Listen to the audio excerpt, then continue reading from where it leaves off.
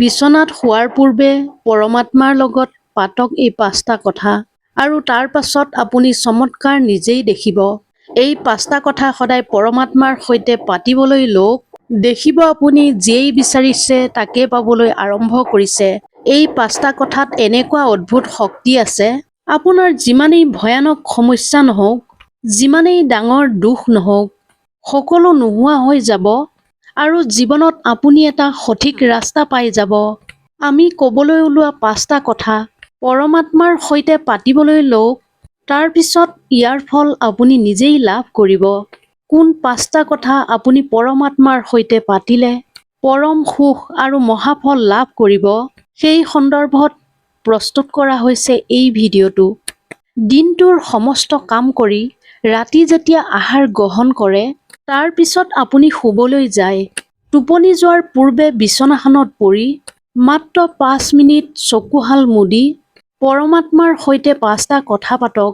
যিজনক আপুনি শ্ৰদ্ধা কৰে, পূজা কৰে, যিজন আপোনাৰ আৰাধ্য দেৱতা, সেইজন পৰম পিতা পৰমেশ্বৰৰ ছবিখন মনলৈ আনি এই 5টা কথা কোৱা তেওঁক আৰম্ভ কৰক। এদিন নহয়, প্ৰতিদিনে তেওঁক কোৱা আৰম্ভ কৰক। আমি যি 5টা কথা এতিয়া আপোনাক ক'ম, এই 5টা কথা আপুনি পৰম পিতা পৰমেশ্বৰক কোৱাৰ কিছুদিন পিছতেই প্ৰমাণ আপুনি লাভ কৰিব। এই 5টা কথা কোৱাৰ পিছত আপুনি এনেকুৱা এক অদ্ভুত চমৎকাৰী শক্তি পাব, আপোনাৰ মন মগজু সকলো পজিটিভ এনাৰ্জিৰে ভৰি পৰিব। আপুনি সুখী হ'বলৈ ধৰিব। আপোনাৰ মনত থকা সকলো চিন্তা, হতাশা, নিৰাশা দূৰ হৈ যাব। ফলত আপুনি যি বিচাৰে তাকেই পাবলৈ সক্ষম হ'ব। ভগৱানৰ আশীৰ্বাদ পাবলৈ আপুনি সক্ষম হ'ব।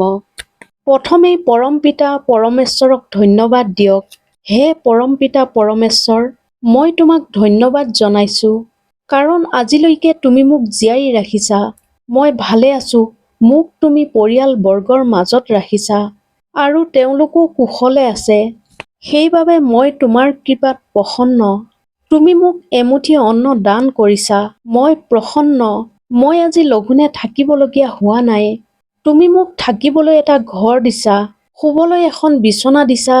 আন 10জনতকৈ তুমি মোক বহুত সুখত ৰাখিছা, যাৰ বাবে তোমাক শত কোটি ধন্যবাদ প্ৰভু। পৰম পিতা পৰমেশ্বৰৰ সৈতে আজি আপুনি সেই কথাও পাতক, যিজনে আজি আপোনাক অন্তৰত আঘাত কৰিলে, আপোনাক কষ্ট দিলে।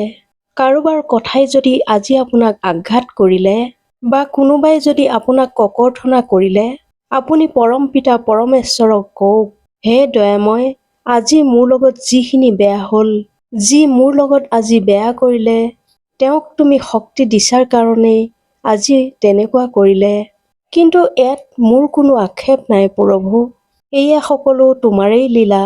তোমাৰ ইচ্ছাতেই সকলোখিনি হৈছে। তথাপিও মোৰ অনুৰোধ প্ৰভু, যি মোৰ লগত বেয়া কৰিলে তেওঁক তুমি ক্ষমা কৰি দিবা, তেওঁক সুমতি দিয়া। আৰু মোৰ দ্বাৰাও যদি কিবা ভুল হৈছে, তেন্তে তোমাৰ চৰণত ঠাই দি মই কৰা ভুলৰ মাৰ্জনা কৰি মোক সঠিক পথ দেখুওৱা প্ৰভু। মোৰ লগত যি বেয়া কৰিছে তেওঁক মই অন্তৰৰ পৰাই ক্ষমা কৰি দিছো আৰু তুমিও তেওঁক ক্ষমা কৰি দিবা। এতিয়া কাইলৈৰ বাবে ভগৱানক প্ৰাৰ্থনা কৰক। হে পৰম পিতা পৰমেশ্বৰ, মই তোমাক প্ৰাৰ্থনা কৰিছো, আহিবলগীয়া দিনটো মোৰ বাবে যাতে শুভ হয়। কাইলৈ যাতে মই সকলোকে সুখী কৰিব পাৰো, সকলোৰে যাতে স্বাস্থ্য ভালে থাকে, সকলোৰে যাতে মন প্ৰসন্ন হৈ থাকে, তাৰ বাবে মই তোমাক প্ৰাৰ্থনা কৰিছো। অতি দৰিদ্ৰজনেও যাতে কাইলৈ অনাহাৰে থাকিব লগা নহয়, মুখৰ আগত যাতে দৰিদ্ৰজনেও এমুঠি অন্ন পায়, তাৰ বাবে তুমি কৃপা কৰিবা দয়াময়। যদি ভিডিঅ'টো আপোনালোকৰ ভাল লাগিল, তেনেহ'লে চেনেলটো ছাবস্ক্ৰাইব কৰিবলৈ নাপাহৰিব। ধন্যবাদ।